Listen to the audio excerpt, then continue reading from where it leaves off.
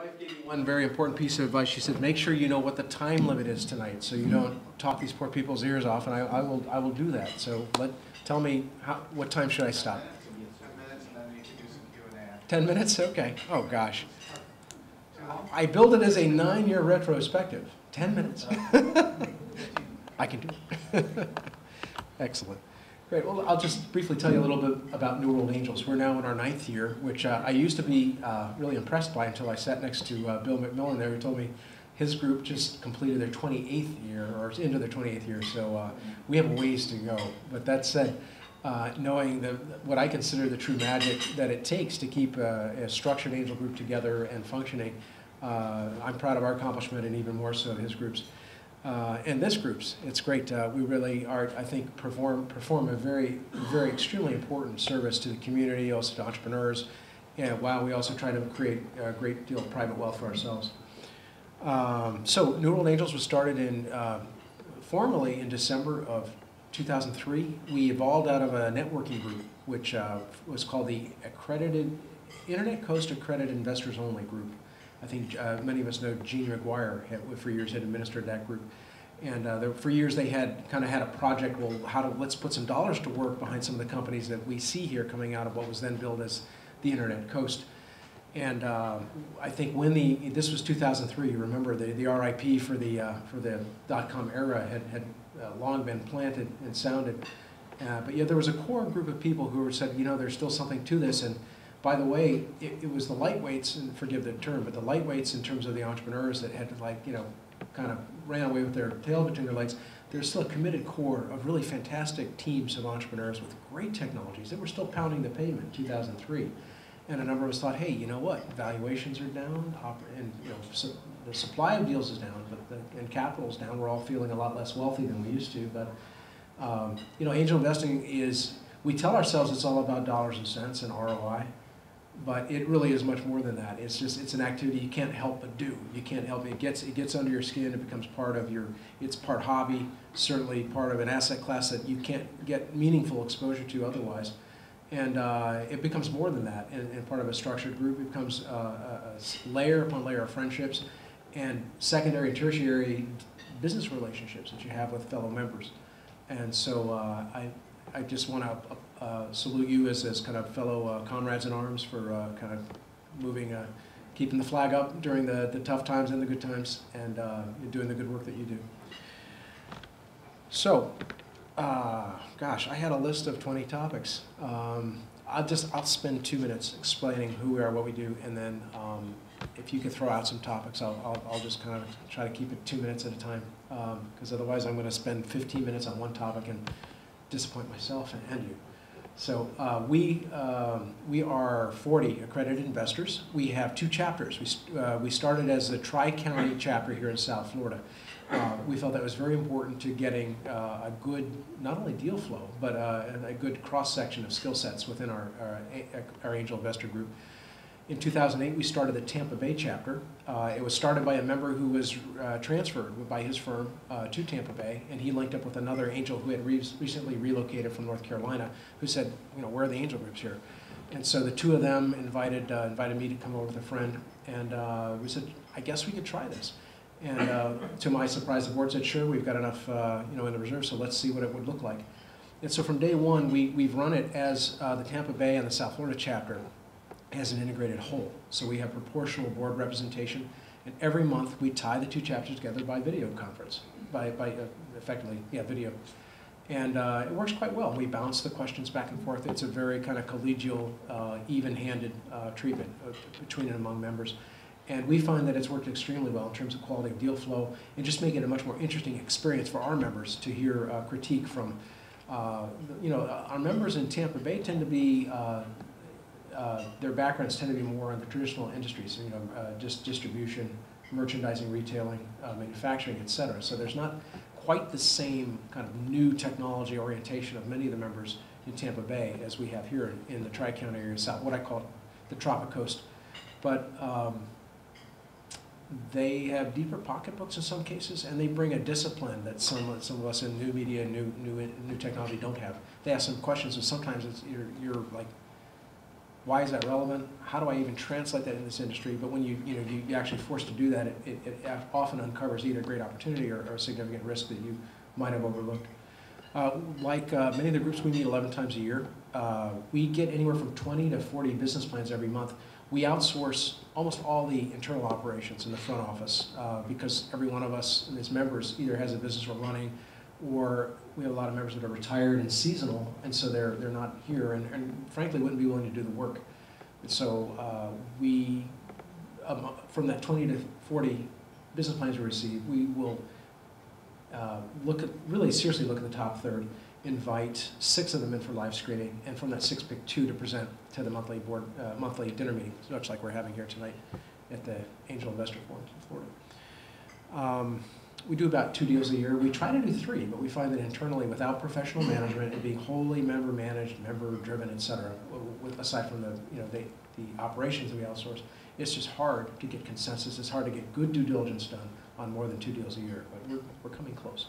And that doesn't include the follow-on rounds. I'd say in about 2/3 of our deals we do follow-on rounds, and about 1/3 of the members participate in those follow-on rounds. So I'm going to take this list, and I'm going to try to pull out one just great juicy kernel and see what's worthwhile. So, yeah, gosh.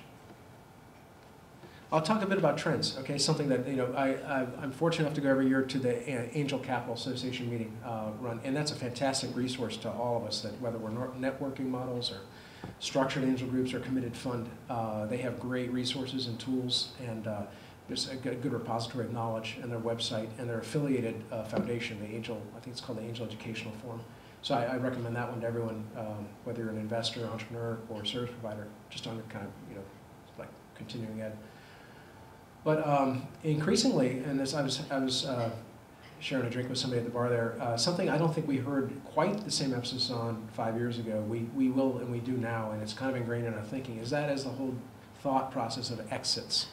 It's built in, obviously there's a part in the business plan, and obviously we want to know when the exit is. But now, in our 9th year, having made 8 investments, never fully realized how important that is, because you can have a number of investments where you threaded the needle. You got it right. They got the marketplace right. They weathered the storms in and outs of management team formation and implosion and reformation. And they took a technology and turned it into a product, turned the product into a sale, turned the sale into repeat sales. Everything's great, except for the investors, because the CEO is happy. Wow, they got everything they wanted: a paycheck, successful business, identity, prestige, their stocks worth something. But there's no exit for the investors. We didn't think of that. We thought maybe having the board seat would be enough. Well, it's not. And so that's something increasingly we're hearing nationwide, and something we're trying to instill more in our entire culture, is a shared understanding with the entrepreneur that your best skill set and your best gift to yourself and to us and to mankind is that first 5 years, building the company, taking it from idea or taking technology into product, et cetera. But this is not your last thing. You need to get out and go do it again. And let someone else who is a lot less interesting and creative and inspired take it to the next level. But we all need and richly deserve that exit. And so that's the situation. We've got both the successful companies and what we call the zombie companies, the less successful. Certainly they can be sold, an asset sale. Maybe a new management team would come with a completely different vision on where to take the technology, or a better feel on the market, how to position the product differently to a different consumer group or subgroup, or how maybe they aggregate it differently. But it takes very fresh thinking. But when you're several years into an investment, those degrees of freedom become less and less available to you as an investor. So I think you'll see more of that. On the extreme example, there's a wonderful book written by a gentleman named Basil Peters. It's called Early Exits. I recommend this one to everyone. I don't recommend, unfortunately, a price. I think he's self-published, and I think it's the low price of like $80 for a 100-page tome. But a fantastic book, and it talks about, we angels should start thinking about what's our goal. Our goal is a 10x return on each. That's the hurdle rate for each investment. Understanding full well that many of them, probably 60%, will be worthless in 2 to 3 years, and that it's that 10th investment out of 10 that will deliver between 10 and 30x, which will make up for all the sins of the rest of the portfolio and deliver us, in effect, a 2 to hopefully 3x portfolio return. And so Basil makes a very strong argument. We need to think about that. How do we get 10x? We can get 10x from the distribution business, from potentially retail business, et cetera. In addition to the technology businesses, which return much juicier returns, but only if we really understand, and only if we have an understanding with the management team that what's there's a limited period of time here for us both to do very well, and have that really deep understanding of what the objectives are in this investment, in this funding, this financing should be. And if there isn't that meeting of the eye, or the heart to heart, that's fine. Either just fine. There's plenty of other deals, and there's plenty of other sources of capital for the entrepreneur. But anyway, I recommend that book to everyone. So I probably have I hit 10 minutes? You wanted free form? Okay, good, great. So that's one little kernel.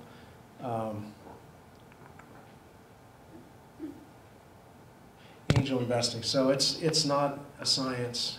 It's more art than science. I mentioned before, it gets under your skin. It's something we do because we don't know how to stop doing it. We have I'd say 3 companies on what we believe on the cusp of great success. That said, we started. Our model changed too, and that's another thing you'll see. Originally we were a networking group, and then we were a voluntary group, and then we finally said, you know what, this is about collaborative investing. And collaborative investing means holding your nose sometimes and writing a check, a $10,000 check at minimum, for deals you just don't like.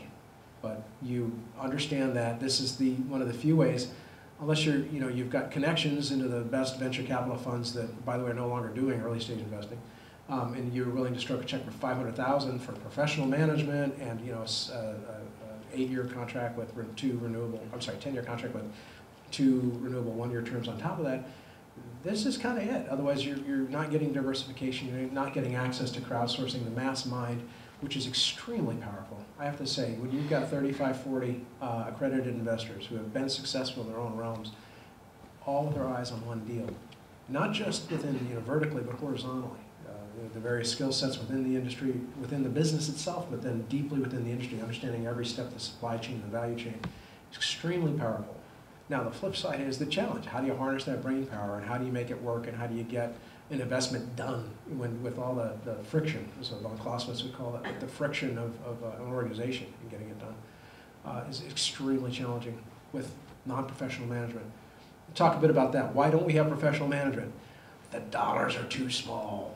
There's not enough money here. You can't. It's the biggest frustration for every member and every angel. It's like, this is so much fun, and there's so much value, and there's so much money to be made here, and this should be run like a business.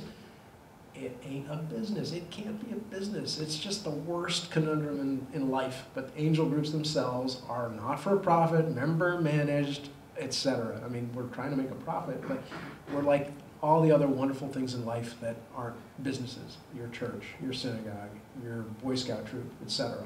They're run by the passion and energy of the members, and they're run imperfectly, but the better groups still survive just on the talent and the energy of their members and the brain power. I think I got off track there, and I did. So we'll move to Q&A. I think that'll hopefully be more interesting. So, questions? Yeah. How do you recruit members to the group? So, since I'm feeling animated and had a glass of wine, I'll tell you, 5 years ago it was like, oh my God, how are we going to cover our expenses? I'm getting on the phone and calling every successful entrepreneur I know and telling them what a great thing angel investing is. We've been fortunate since then that, it's word of mouth, it's friends recruit friends.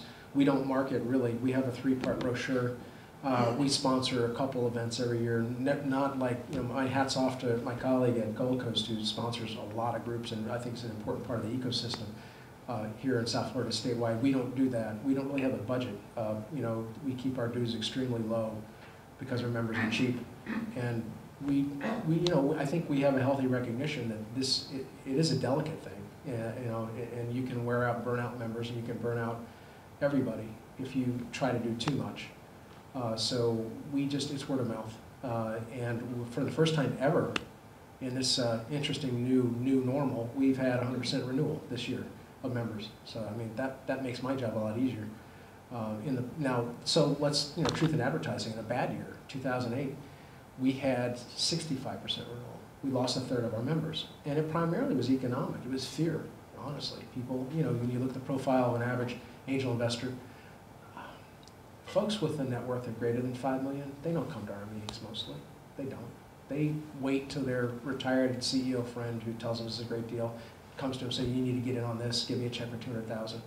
They might come to our meetings, but they don't really want to be part of an angel group where you can invest 10,000 or multiples of 10,000. It's just a different profile. So I think our members, on average, net worth 1 to 5 million. We have a couple, what we consider elephants, maybe up to 20, 30 million, but they're doing it because they just love the friendship and affiliation and the other ancillary deal that comes out of it.